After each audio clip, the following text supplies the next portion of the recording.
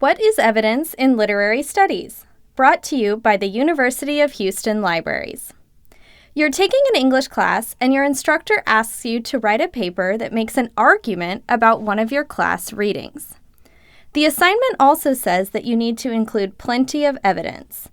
But what is evidence in literary studies and where does it come from? Evidence is information that you can use to support an argument, which is the main claim you are making in your paper. Because literary studies is focused on closely reading and analyzing written texts, or sometimes rhetorical aspects of visual media, the most important type of evidence is quotations and paraphrases from the text you are analyzing. For example, let's take a look at the theme song from the popular children's TV show Mr. Rogers' Neighborhood. If you were writing a paper analyzing the lyrics of that song, you could claim that the song discusses neighborhoods to teach children to appreciate and value the people in their lives and their communities.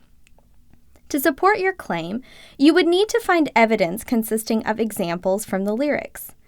One example would be the quote, "I have always wanted to have a neighbor just like you. I've always wanted to live in a neighborhood with you." Because in this quote, Mr. Rogers expresses appreciation of other people and the value of communities. In this example, you find evidence to support your argument from the text itself. There are also other types of evidence that can be used to support your argument, such as insights and viewpoints from other people who have read the same text that you are reading. This kind of evidence can be found in scholarly articles or books. Another type of evidence that may be useful is background information to provide context about the historical, political, or cultural setting of the text you are reading. Dictionaries, encyclopedias, and sometimes news articles can provide this type of evidence.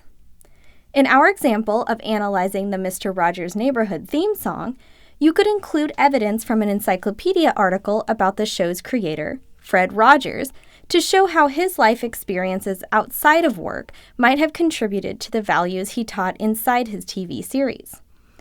You could also use information you find in a scholarly article about children's literature to provide evidence about how Mr. Rogers' Neighborhood might have been similar to or different from other media created for children at the time when the TV show began.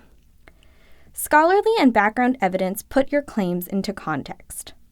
They help your reader understand how the quotes and paraphrases you've chosen from the main text you're analyzing are important and relevant to the argument of your paper. If you have any questions about what type of evidence is most appropriate for your assignment, consult with your instructor. For research questions about finding sources of evidence, you can contact UH Libraries. We're here to help.